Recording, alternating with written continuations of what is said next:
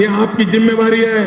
किस सरकार ने आपको बिठाया, कौन आपके मालिक है, उसके आधार पर इलेक्शन कमीशन काम नहीं कर सकता है। मैं बहुत गंभीर आरोप लगा रहा हूं। भाइयों बहनों, लोकतंत्र ऐसे नहीं चलता है। मैं जानता हूं 30 तारीख के चुनाव में कितना रिगिंग हुआ है। यही खेल चलता रहेगा क्या?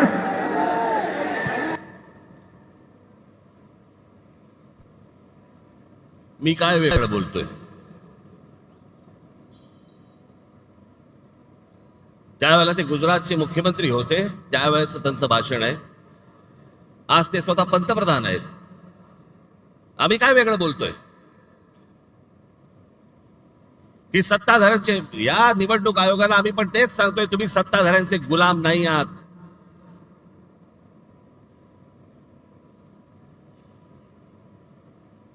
नरेंद्र मोदीजी त्यावेळेला म्हणत होते की तुम्ही सत्ताधाऱ्यांचे गुलाम नाही आहात. आम्ही आज तेच म्हणतोय.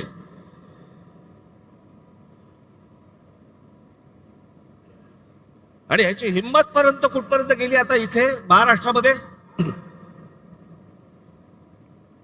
सत्ताधारी पक्षाचा आमदार स्वतः सांगतो की मी माझ्या निवडणुकीला 20,000 मतं बाहेरून आणली.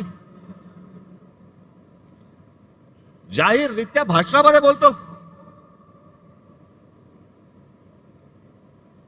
पैठणचे आमदार आहेत भुमरे म्हणून, त्या दिवशी त्यांनी भाषण केलं. त्या भाषणामध्ये त्यांनी सांगितलं, मग शिंदेनी त्याला काहीतरी डोळा मारला का काहीतरी केलं की दाढीवरनं हात फिरवला. मग लगेच तो बोलला, नाही नाही, जे बाहेर गेले होते, स्थलांतरित होते, त्यांना मी आणलं.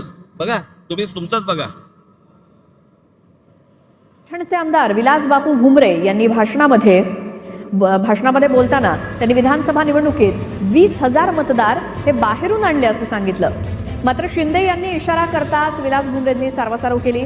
मतदान बाहेरून आणलं म्हणजेच स्थलांतरित मतदार होते, त्यांना मतदान करण्यासाठी विधानसभेच्या वेळी आणलं असा खुलासा किंवा सारवासारव त्यांनी केली.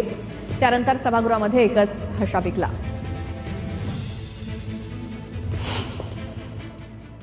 विधानसभेच्या निवडणुकीमध्ये जवळपास 20,000 मतदान हे निवडणुकी टायमावर मी बाहेरून साहेब 20,000 मतदान आणलं.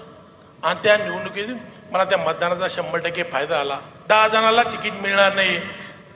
सर्वजण त्या पदाचे उमेदवाराचे कॅपेबल असतात. बाहेर होतो त्यांना.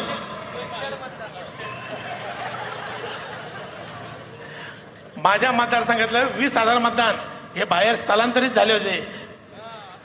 त्या लोकांना मी मतदानाच्या दिवशी घेऊन आलो असेल.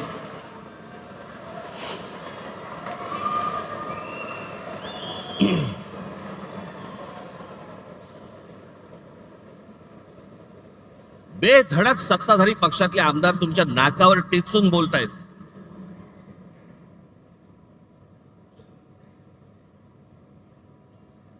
महाराष्ट्रातल्या सगळ्या मतदारांचा अपमान हे भर व्यासपीठावरती करतायत की आम्ही 20,000 मतदान बाहेरून आणलं. प्रत्येकाने सांगले आहेत. त्यातच सत्ता उभी राहिली.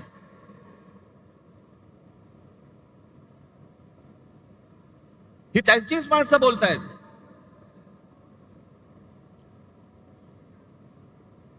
आणि निवडणूक आयोगामध्ये घोळ आहे, निवडणूक आयोगाच्या यादीमध्ये घोळ आहे. हे बोलणारे कोण आहेत आता? आम्ही तर आहोत.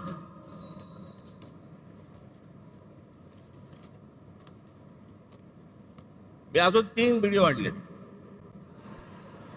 एक आहे सतीश चव्हाण, अजित पवार गट. दुसरे आहेत संजय गायकवाड, एकनाथ शिंदे गट. आणि तिसरे आहेत मंदा म्हात्रे, हे भाजपचे आहेत. हे तिघेही आमदार आहेत. तिघेही आमदार आहेत. हे तिघेही काय बोलतात ते ऐका. या सगळ्या संदर्भात